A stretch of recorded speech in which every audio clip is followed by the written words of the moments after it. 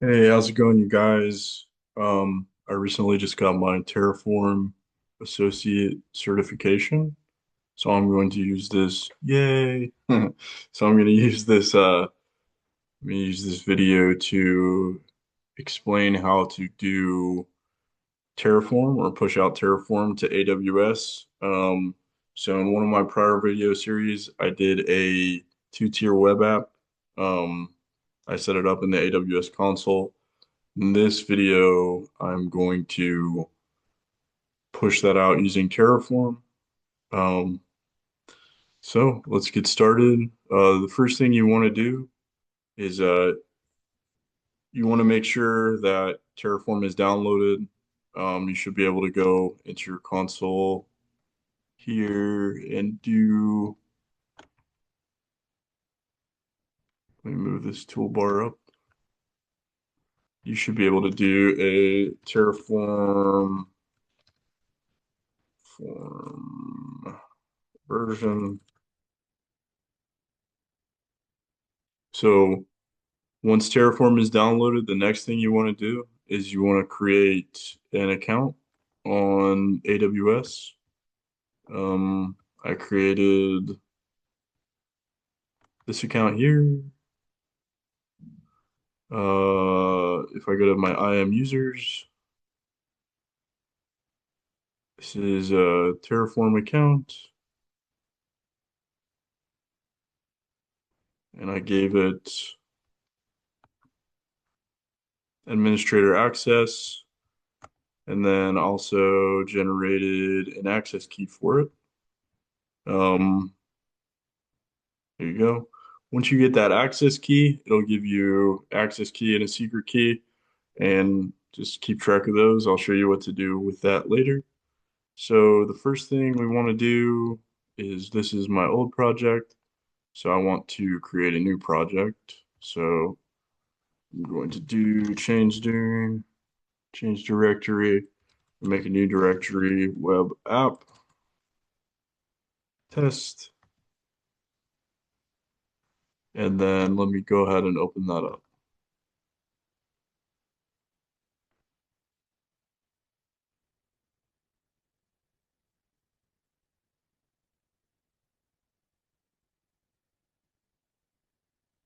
So we're in a new directory.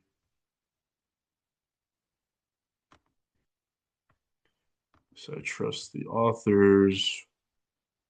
We're going to go ahead and create our main.tf file. This will be the main file that we use for our Terraform code. As the code I'm going to put in here is not too large, I'm just going to keep a main.tf, but typically you'll have, for larger deployments, you'll have a providers TF, main TF, network TF, what have you. You'll have multiple types of these files, variables TF, outputs TF. For this exercise, I'm just going to put all of it on the same file. Um, and also, I'm using a local backend because it's just me and this is a test.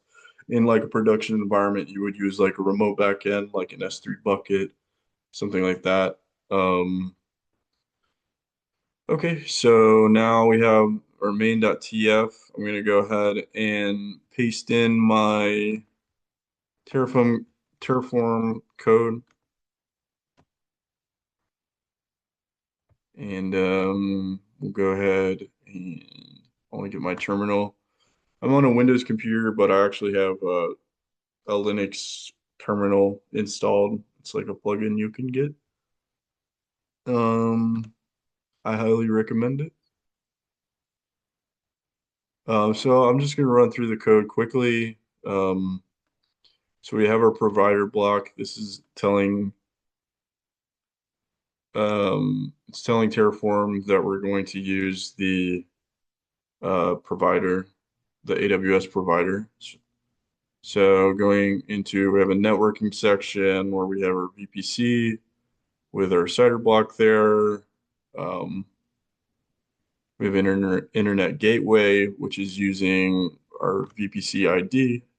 This is a variable that comes from this resource block.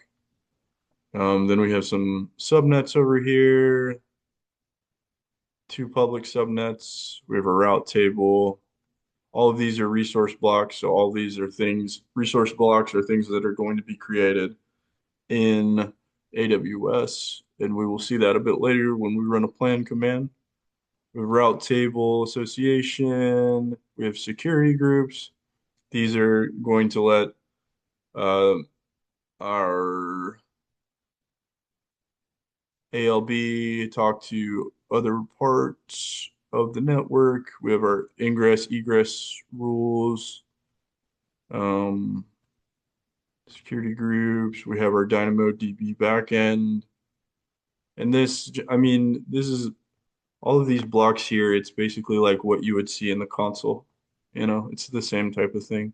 Um, and you can find this information. There's documentation online uh, that shows you all of this type of information. I'll try to put some of that, a link to some of that in the description of the video. Then what else do we have here? We have our AMI. So this is a data block. The data block is unlike the resource block. It's not going to add a resource. It's just getting information from the AWS provider. So it's going to, in this case, it's going to get us the AMI image, which we're going to use in our EC2. If you look here, we get this image ID from that data block. Um, so that's kind of cool. And then we have our user data script here, which is going to give us our hello world. Got our auto scaling group, adding the resource, desired capacity 2, max size 2, min size 1. Got our launch template. We got our load balancer.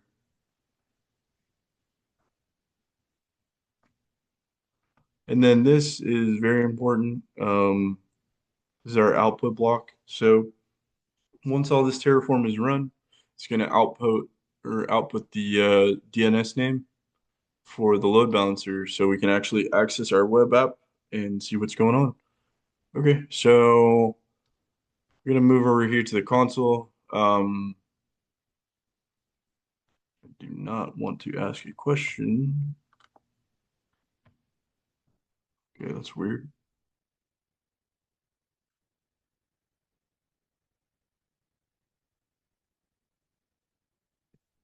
So first thing we want to do here is run